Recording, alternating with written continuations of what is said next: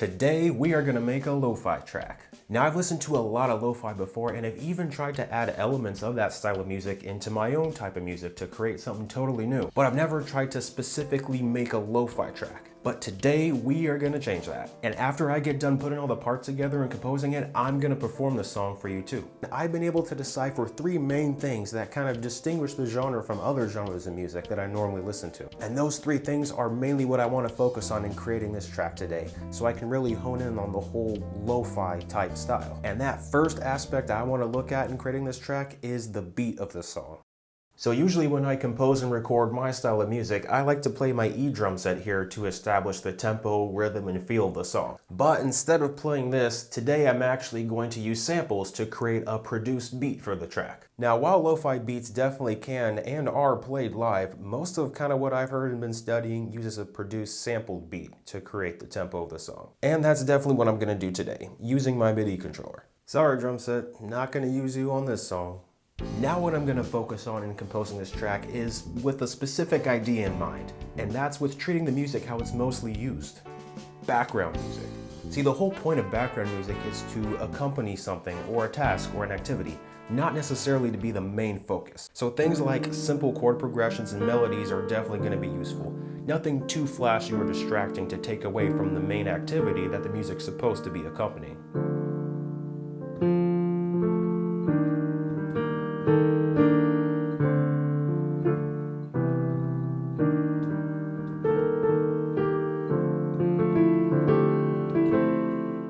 So I looked up the word lo-fi on Google here, or at least what it means in terms of music, and here's what it actually says. A music or production quality in which elements usually regarded as imperfections in the context of a recording or performance are present, sometimes as a deliberate choice. I think this makes a whole lot of sense. I guess that's why you sometimes hear a lot of natural sounds like rain or birds chirping or papers rustling or things like that.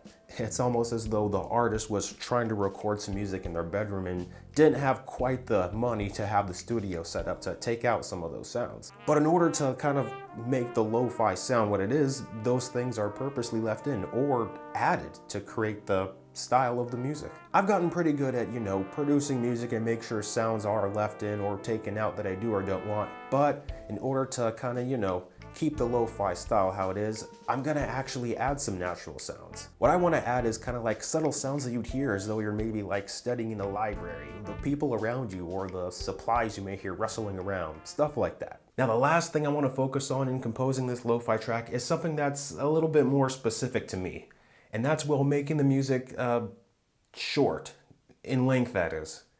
Here, let me explain. So, with the lo-fi music that I've been listening to, the average length of them is usually about like 2.5 to 3 minutes. But you see, the problem is with the music I normally create, it's not uncommon for me to make a song that's like 5+ minutes. And that's not necessarily a brag, like I'm not even trying to have it last that long. Just with naturally how much I put in verses, choruses, bridges, and repeat each of those types of things, 5+ minutes isn't uncommon for me. So to hone in on this aspect of lo-fi composing, I'm probably just gonna have to simply cut out one verse or chorus that I thought the track initially needed to ensure that it stays as short as most other lo-fi songs are. But seriously though, if I can get this to like under 4 minutes, that's a win for me. Alright, so I finished recording all the parts with all the instruments, so yeah, let's see what this lo-fi track sounds like.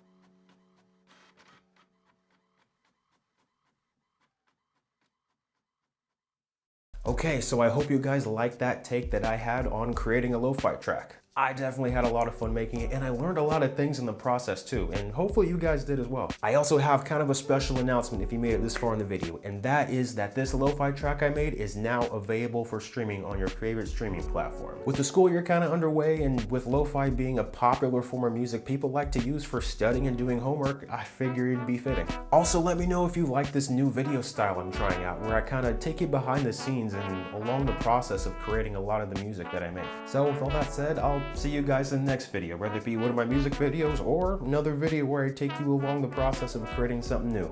Have a great one and happy studying.